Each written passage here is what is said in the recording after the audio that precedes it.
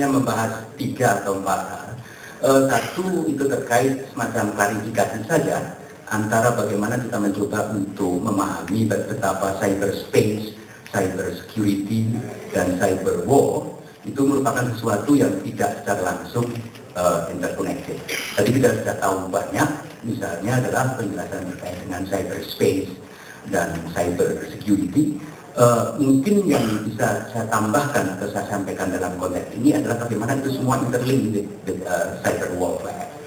Dari perspektif strategic studies atau mereka yang terutama dalam konteks teknologi persenjataan, istilah warfare itu berarti operasional. Jadi itu menjadi penting. Jadi cyber war misalnya itu policy oriented atau paling dalam strategic doctrine. Cyber warfare is more operational, sehingga itu lebih berkaitan dengan bagaimana organize and coordinate effective in the battlefield atau sebenarnya in the battle space cyber war. Nah, dalam konteks cyber warfare, oleh karenanya maka memang harus ada beberapa hal, termasuk satu adalah adanya tadi bisa disebut misalnya attack, entah attack itu mau dikualifikasikan seperti apa, apakah systematic, widespread, intentions atau apa. Tapi terlepas dari soal-soal yang bisa diukur secara kuantitatif itu, ada 2 hal yang juga penting. Satu adalah yang terkait dengan political objective, karena semua perang itu pasti mempunyai political objective. Tidak ada satupun perang yang tidak mempunyai political objective. Clausewitz pernah bilang bahwa war is continuation of policy by the means. Ya, jadi perang itu ada tujuan, cyber warfare ada tujuan. Kalau tidak ada tujuan politik, tidak usah dikasih nama cyber warfare, kasih nama yang lain. Boleh saja kalau mau dikasih nama internet security, cyber security, cyber disorder, cyber law enforcement issues, cyber yang lain. Monggo kerja silakan. Tapi jangan buru-buru memberi label semua persoalan itu tanpa ada political objective menjadi cyber warfare. Nah, political objective itu kemudian menjadi penting kan gitu. Selain persoalan-persoalan misalnya seperti indiscriminatory atau discriminatory targeting untuk membedakan target militer dengan target non militer dan seterusnya, itu saya kira penting. Tapi juga harus harus ada political objective untuk bisa dikategorikan dalam konteks law seperti dimaksud oleh Geneva Convention, untuk bisa ditindaklanjuti oleh apa yang dimiliki oleh Geneva Conventions dan sebagainya. Sebab tanpa ada political objective ini namanya menjadi cyber security. Jadi jangan lupakan political objective. Nah, ini menjadi penting ketika begini Pak Azwin, misalnya anak saya atau anak Anda dolanan limau kan gitu, ternyata menimbulkan suatu ancaman, katakanlah ke Pentagon. Mungkin tidak kemudian Pentagon harus berani membalas dengan semacam cyber attack ke rumah Anda atau ke rumah kita. Untuk saya tidak bisa. Kenapa begitu? Karena si anak kecil ini meskipun mempunyai kapasitas dan melakukan unintentional, accidental, non-intentions, unintended, ini agak penting kata-kata ini dalam hukum internasional, attack ke Pentagon yang memang konsekuensinya bisa detrimental, tapi tidak mempunyai political objective. Awang tulanan hukum, ya bisa. Kecuali kalau yang melakukan adalah katakanlah China. Kita tahu dalam internasional politik dua negara itu sedang bersaing dan seterusnya. China sedang mengembangkan cyber militia, mereka mempunyai kemampuan teknologi yang sangat baik. Mereka sudah melakukan pada tahun 97 sampai 98 ada yang disebut sebagai moonlight games, dan mereka terlibat tahun 2003 sampai 2007 itu adalah melakukan serangan ke beberapa tempat seperti Oklahoma nuclear plant dan seterusnya. Jadi ada intention of hostility yang dilakukan oleh cyber militia in China kepada Amerika Serikat. Nah, let's be think dalam konteks itu mungkin hukum perang atau hukum humaniter itu bisa diberlakukan. Jadi ini kan susahnya politik, politik ini sebenarnya saya dan Pak Aswin itu yang menurut podo ilmunya agak sama, engineering. tapi di tengah jalan agak terpisah. Saya lebih ke political dan seterusnya, sehingga agak beda dalam hal ini ujung-ujungnya gitu ya, ujung-ujungnya. Itu ketika berbicara mengenai yang pertama, sekali lagi dalam konteks cyber attack harus ada well-identified target, harus tetap memahami seperti tadi rumusnya Pak Asmi suka sekali, yaitu apa yang berlaku dalam real life, berlaku dalam virtual life, apa yang berlaku di Den Haag maupun Jenewa tentang diskriminasi, lalu kemudian pemisahan antara gender dengan target dan seterusnya itu berlaku. Tapi saya juga hanya ingin menambahkan semacam bahwa harus ada political objektif yang jelas. Nah, sulitnya adalah bahwa political objektif ini tidak terlalu mudah dirumuskan, begitu. Nah, tema kedua yang ingin saya kemukakan itu terkait dengan bagaimana humanitarian law itu telah mencoba untuk katakanlah mengadaptasi, mengakomodasi atau menyesuaikan diri terhadap beberapa perkembangan teknologi. Enggak terlalu banyak yang bisa bicarakan karena pada prinsipnya saya kira telah berhasil banyak. Kita tahu misalnya setelah tahun 77 saja itu ada beberapa yang kemudian terakomodasi oleh hukum internasional humanitarian, termasuk diantaranya saya kira laser sudah masuk dalam konvensi, karena senjata laser kalau dipergunakan di dalam peperangan itu bisa menimbulkan misalnya adalah kebutaan. Sebelum itu sudah dimasukkan misalnya seperti ranjau misalnya. Tentang cyber ini yang memang belum seberapa jauh cyber itu bisa termasuk sebagai sesuatu perangkat yang akan dimonitori oleh humanitarian law. Nah, cuma saya ingin mengungkapkan bahwa yang namanya international humanitarian regimes itu stratumnya agak banyak. Dia tidak saja berupa konvensi, dia bisa berbentuk agreement, memorandum of understanding, sampai yang paling kecil tidak lebih dari sekedar best practices, atau mungkin cuma sekedar endorsement untuk suatu negara nasional itu mengambil tindakan-tindakan tertentu. Jadi saya kira juga penting untuk dipahami bahwa tidak semua international regime itu harus berbentuk di dalam konvensi. Mengapa pembedaan itu perlu dilakukan? Karena tingkat bindingnya beda.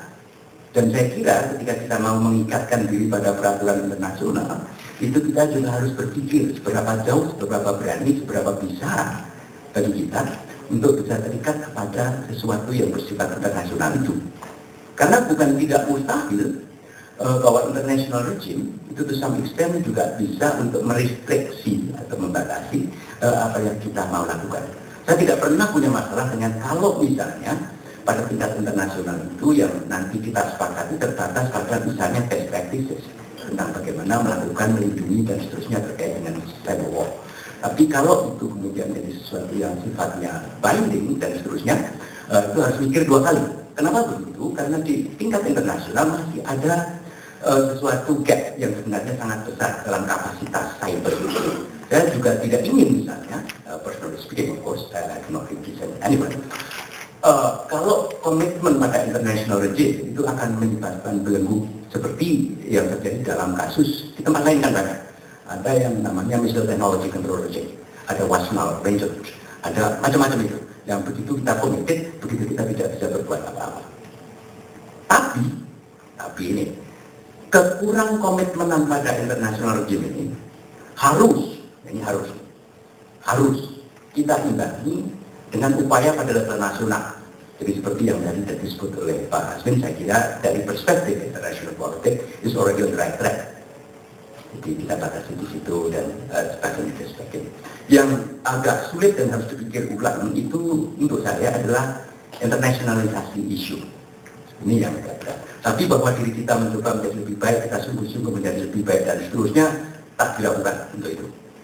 Ini dalam banyak hal saya kira ini harus dilakukan. Seperti dalam kasus misalnya adalah bagaimana kita mencoba untuk menjawab tuduhan internasional mengenai seberapa besar reformasi militer yang bisa dilakukan, seberapa besar kepatuhan itu dilaksanakan dalam tingkat nasional dan seterusnya. Saya kira di Indonesia usaha itu lebih banyak dilakukan berlandaskan pada upaya-upaya nasional daripada mengadopsi hukum internasional. Ini jadi pilihan untuk cyber warfare, saya nanti kita bisa diskusikan lebih lanjut. Sekali lagi akan terpilih kepada dengan more on national effort rather than internationalizing the issue, unless ini yang penting gitu. Jadi saya kira Mbak yang ada di sini ketika membacakan semacam pidato pengantar itu mengatakan seperti ini. Sekarang kurang lebih ya, cyber security sudah menjadi persoalan yang serius yang dapat bla bla bla bla sehingga dapat menimbulkan konsekuensi serius, kurang lebih begitu. Nah, bagi saya yang saya dengar itu kata dapatnya itu.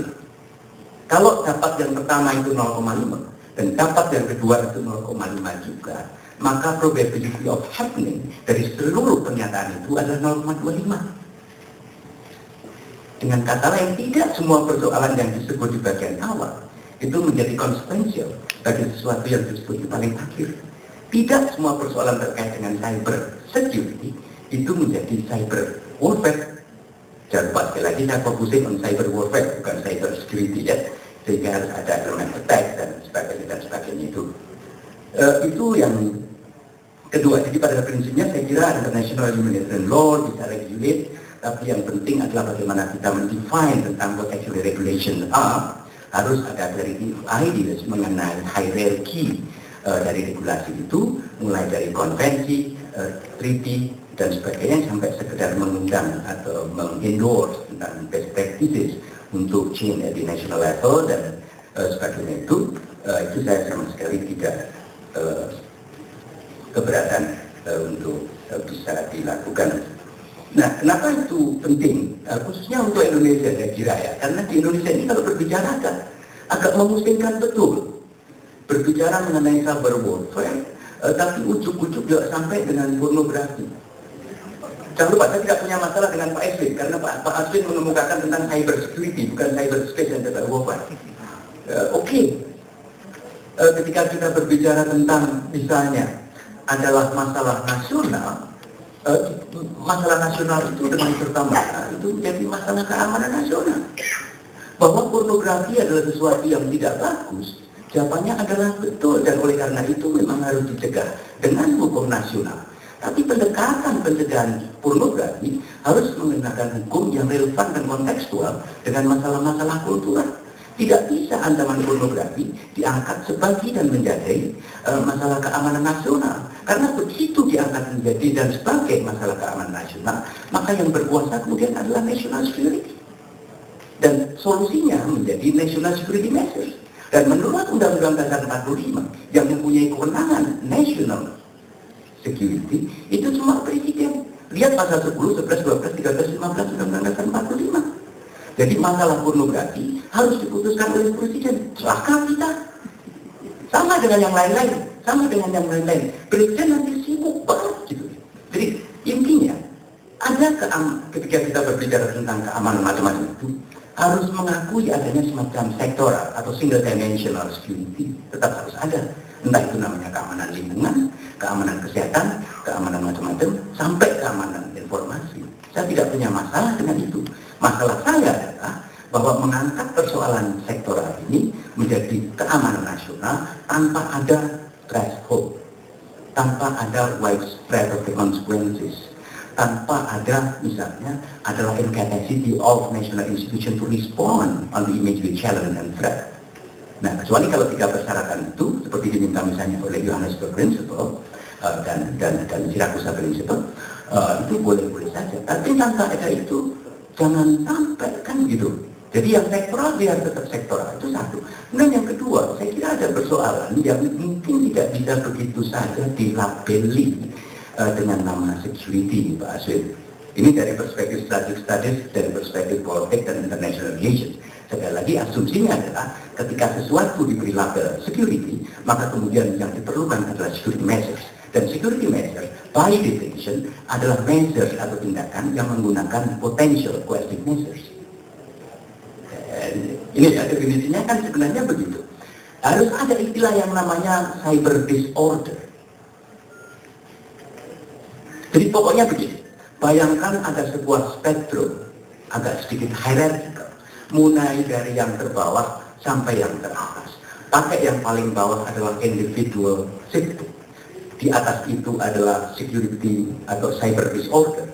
Atas sedikit lagi adalah cyber encroachment of law.